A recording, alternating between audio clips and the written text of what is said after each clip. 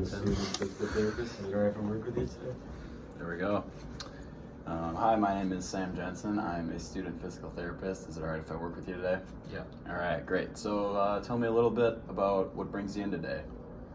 I was brought to PT because I've been having some issues following a stroke I recently had. My family is concerned about me wanting to move away from a cane, and I don't really want to do that right now. I feel like I'm okay with the cane, but my family insists that I need to go see PT or somebody about getting into a walker. I live at home by myself, and with using that cane, they just don't want me to be at home by myself. So it's really like the big reason as to why I'm here. Okay, great. I want to get into that cane versus walker thing in a little bit, so we'll come back to that. But first, I want to just explain what the type of pain this patient is dealing with. This is neuropathic pain because it's a stroke, so it's affecting the central nervous system. The patient hasn't complained of anything that would make me think it's sensitization, so that'd be nociplastic pain, or the other one is nociceptive pain. So there's nothing there yet. So back to the patient interview. So can you tell me a little bit about your living situation? And like, do you have stairs to get in your house? Do you move around a lot? Have you had any falls, anything like that? Yeah, so I've lived in, I have like a ranch style home that I've lived in my whole life. It's been a family home, and I'm the last one left in my generation to take care of it. So I've always lived there. Very small steps to get in, which I'm able to manage with the cane. Inside, everything's pretty spacious, so not too much to worry about. In there, I haven't had, really any true falls, but I have had some instances where I feel like I lose my balance, and there's, some things there to help catch me. And sometimes I feel a little bit off balance, but it feels like something I'm able to control on my own. I don't need anybody else's, opinion or help to fix that. Okay, gotcha. So I'm going to use a technique we call motivational interviewing. Is that something you've heard of before? Mm-hmm. Okay. So this is something we use to find out, someone's internal motivations for, how they want to either keep living their lives or if they want to make a change. That's a technique we use to go about that. Is that something you're interested in? I guess. Okay. So back to the cane debacle. So what I'm kind of hearing from you is that you feel a little unstable at home with the cane, and you're a little bit worried, and your family's a little bit worried about falls. Is that correct? Yeah, more so my family. Okay. My daughter, insists that I go and get a walker, just because she doesn't feel that I'm safe. And she, kind of threatens to put me in a nursing home if I don't, get rid of that cane and just go to the walker. So. Sure. So one thing you're dealing with is some kind of interesting family dynamics with maybe a little bit of conflict between family members. So that's one thing we also are going to be kind of paying attention to as we move forward here. So let me ask you this. Where do you see yourself in 5 years if you continue on how you're doing based on how you've progressed the last 5 years? I want you to imagine yourself 5 years from now. Where do you see yourself if you don't change anything about what you're doing as far as using the cane and being alone at home? I don't know if my balance will get worse or not.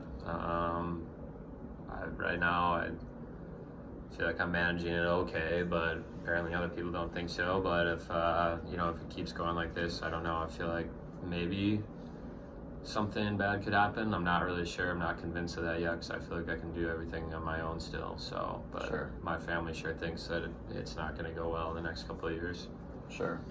And would you say your balance is, like, compared to 5 years ago, is it better, worse, the same? I would say it's probably worse, especially since my stroke. Okay. So would you say it's fair to say in 5 years, if nothing changes, it might continue on that trajectory? Probably. Okay. So knowing that, and knowing that, we tested you on those 2 balance assessments, and those both demonstrated you being as an increased rate for falls. I know you haven't fallen yet, which is great, but we just kind of want to get ahead of that. So I think on a scale of 0 to 10, how important is it to you that you stay living at your current home?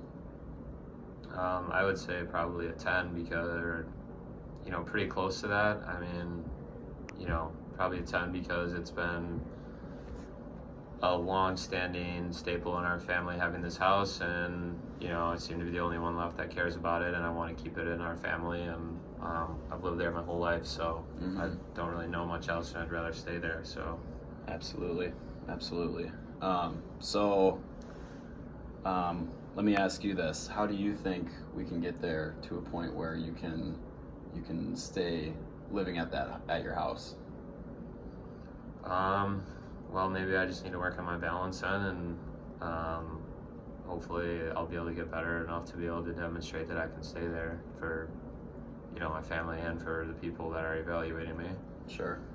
Yeah, definitely. And then on a scale of 0 to 10, how willing and ready do you feel to move from using the cane at home to the walker, at least temporarily?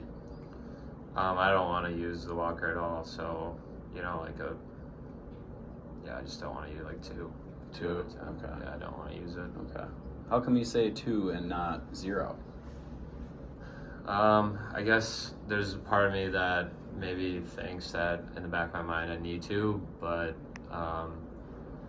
more importantly, if my daughter is saying she's going to put me in a home, I would say I probably need to do that, even though I'm very reluctant to use the walker. I don't want to use it. I don't like how it looks. I don't like how it feels. I don't want to be known as that type of individual that needs a walker. I feel like my cane does the work, but Sure. If it's something that I need to do, then I'm not going to be happy about it, but maybe there's a chance that, we could find a way to use it.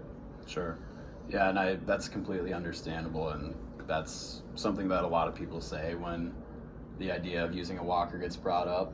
But I think one thing maybe we can compromise on here is, so for you to stay living at home in a safe way, which I think we both want you to do, we can start using the walker to get around, and in that time, I can get you on an exercise program to just improve your ability to walk around, do your activities that you want to do every day. So I don't think it's something, you're going to have to use forever at all times, but I think it'd be wise for us to at least have you try it at home for now while we work on some of that strengthening stuff. Does that sound okay to you? Yeah, I think we can work on that as long as we work towards getting away from that at some point. So yeah, that could be a good goal for us. Yep. So one way I also like to explain it as we progress here is using the spoon theory. Is that something you've heard of before? No. Okay. So basically the spoon theory is, picture yourself having a set number of spoons, and one spoon represents one aspect of your life that you have to devote time to or give energy to. So one spoon for you could be, just walking around and doing your activities that you do every day. So brushing your teeth, combing your hair, that sort of thing. Another one can be, gardening, doing any hobbies, going for a walk, having those difficult conversations with family members we talked about, which is one of those social determinants of health. And then also, even for you right now, I think, you'd probably give a lot of energy towards walking with that cane if you feel unsteady with it. So the way we use those spoons is, you have a finite amount of energy every day, and those spoons take up a certain amount of energy. I think if we progress you from the cane to the walker, that can free up some of your energy and some of your spoons, so you could have more spoons for your other things. Does that make sense? Yeah. I know it's kind of goofy, but I think it's a good way to visualize things. Yeah. Okay, great. So then I mentioned those difficult family dynamics that sometimes accompany these situations with, living situations and the people not wanting to leave their houses, which is totally understandable. I'd be the same way. And then also we have the walker thing with not wanting to look like an older person in public, so to speak. So those are two what we call social determinants of health that, going forward we can work through and kind of go from there. Mm-hmm. So I think the plan going forward is to get you on exercise program, start using the walker a little bit, and see how you feel as far as balance and confidence goes. Does that sound like a plan? Sounds like, yeah, something I can work with. Yeah. All right, what questions do you have for me? When do we get started? Right now. Let's get after it. All right. 2 tips I have for healthcare providers when motivational interviewing are to avoid using combative words such as yet, but, however, anything like that can make the patient feel like you are contradicting what they're saying. You really want to kind of affirm what they're saying and summarize and give them a sense that you really do understand what they're saying. And then the other recommendation I have is to roll with resistance. So if a patient says something along the lines of, I'm really worried about going outside and using crutches when it's snowing because I'm afraid of falling. You might say, that's completely understandable. I can see why you'd be afraid of that. A lot of people are worried about slipping and falling when using something like crutches because people can feel more unstable.